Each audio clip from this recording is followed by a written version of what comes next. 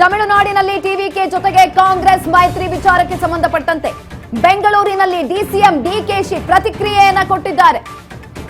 ಅವರು BJP Allianz ಜೊತೆ ದೂರ ಇಡಬೇಕು, ಎಲ್ಲ ಒಟ್ಟಾಗಿ ಇರಬೇಕು ಎಂಬ ಆಸೆ ಅವರದ್ದು. ಬಿಜೆಪಿ ಎಐಎಡಿಎಂಕೆ ಎಷ್ಟೇ ಒತ್ತಾಯ ಮಾಡಿದ್ರು ಟಿವಿಕೆ ತಮಿಳುನಾಡಿನ ಜನತೆಯ ಹಿತದಿಂದ ನಿರ್ಧಾರವನ್ನ ತೆಗೆದುಕೊಳ್ಳುತ್ತೆ. ಕಾಂಗ್ರೆಸ್ ಜೊತೆ ಮೈತ್ರಿಯನ್ನ ಮಾಡಿಕೊಂಡಿದ್ದಾರೆ. ತಮಿಳುನಾಡಿನಲ್ಲಿ ಟಿವಿಕೆ ಜೊತೆ ಕಾಂಗ್ರೆಸ್ ಮೈತ್ರಿ ವಿಚಾರಕ್ಕೆ ಸಂಬಂಧಪಟ್ಟಂತೆ ಬೆಂಗಳೂರಿನಲ್ಲಿ ಡಿಸಿಎಂ ಡಿಕೆ ಶಿವಕುಮಾರ್ ಪ್ರತಿಕ್ರಿಯೆಯನ್ನ ಕೊಟ್ಟಿರುವಂತದ್ದು.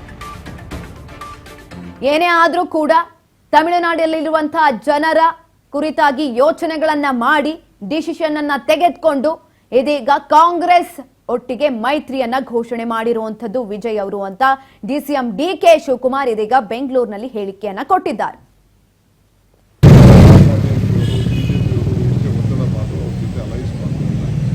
ಸೆಕ್ಯುಲರ್ ಫೋರ್ಸಸ್ಗೋಸ್ಕರ ತಮಿಳುನಾಡಿನ ಹಿತಕ್ಕೋಸ್ಕರ ನಮ್ಮ ಪಕ್ಷ ತೀರ್ಮಾನ ಮಾಡಿದೆ.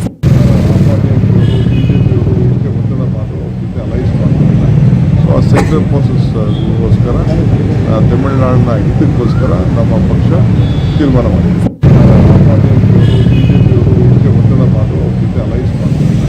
ಸೊ ಆ ಸೆಕ್ಯುಲರ್ ಫೋರ್ಸಸ್ಗೋಸ್ಕರ ತಮಿಳುನಾಡಿನ ಹಿತಕ್ಕೋಸ್ಕರ ನಮ್ಮ ಪಕ್ಷ ತೀರ್ಮಾನ ಮಾಡಿದೆ. ನೋಡಿ, ಒಂದ್ ಕಡೆನಲ್ಲಿ ಕೈ ಶಾಸಕರೊಟ್ಟಿಗೆ ಮೈತ್ರಿಯನ್ನ ಘೋಷಣೆ ಮಾಡಲಾಗಿದೆ. ಆ ವಿಚಾರಕ್ಕೆ ಸಂಬಂಧಪಟ್ಟಂತೆ ಬೆಂಗಳೂರಿನಲ್ಲಿ ಡಿಸಿಎಂ ಡಿಕೆ ಶಿವಕುಮಾರ್ ಮಾತನಾಡಿದಂಥದ್ದು.